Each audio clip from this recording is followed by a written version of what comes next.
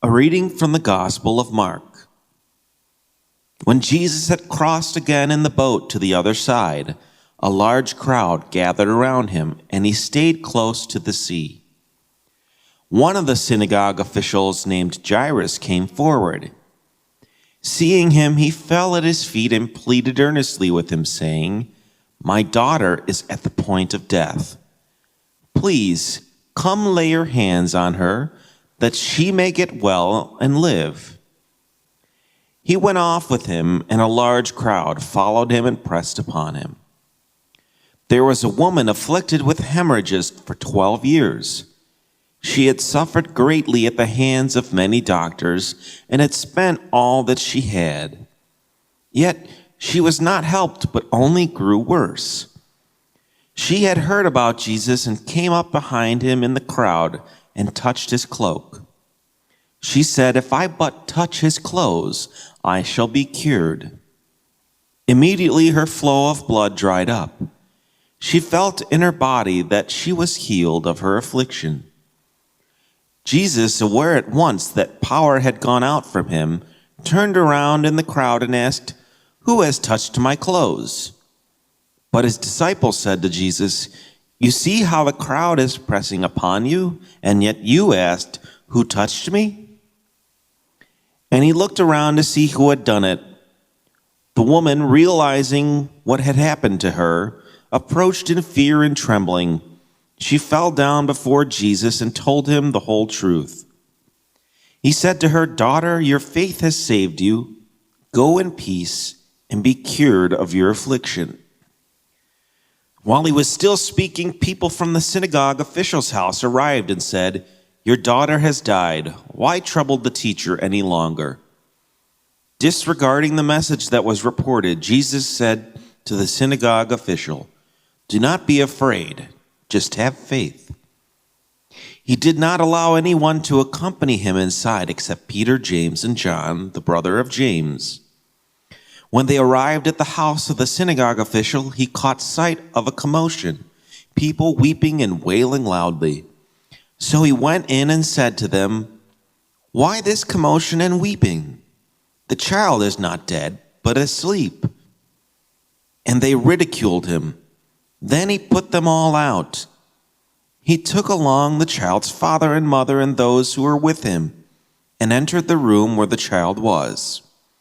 He took the little child by the hand and said to her, "Talitha koum," which means, "Little girl, I say to you, arise."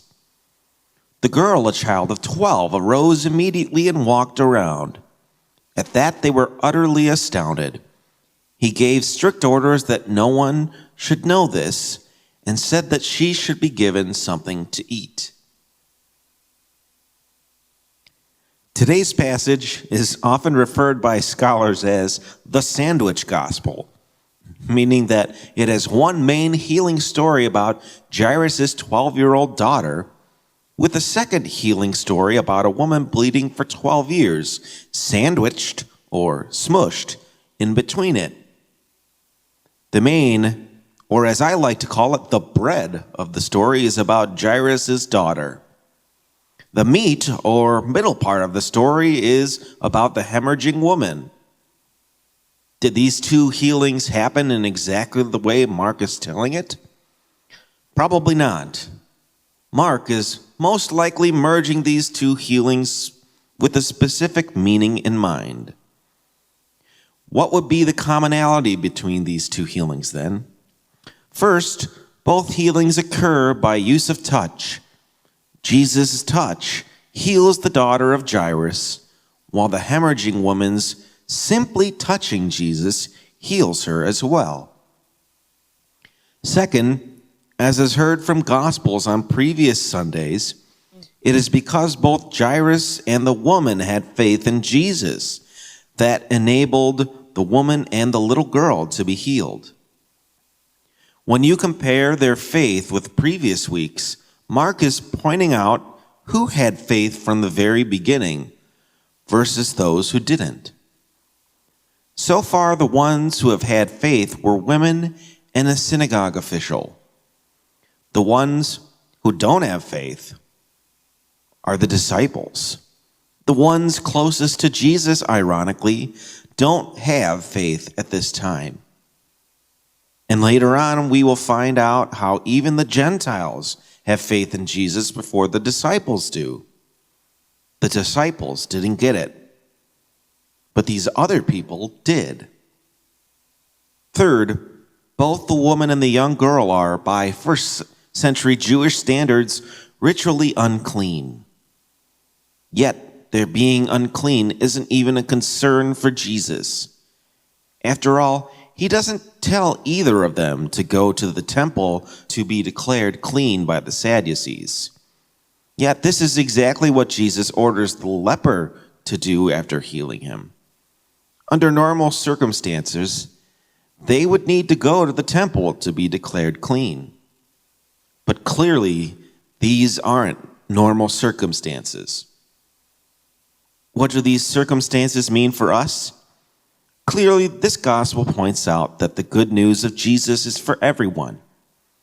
For women and men, Jews or Gentiles, Jewish government officials or commoners, even for the disciples whose faith doesn't happen until late in the game.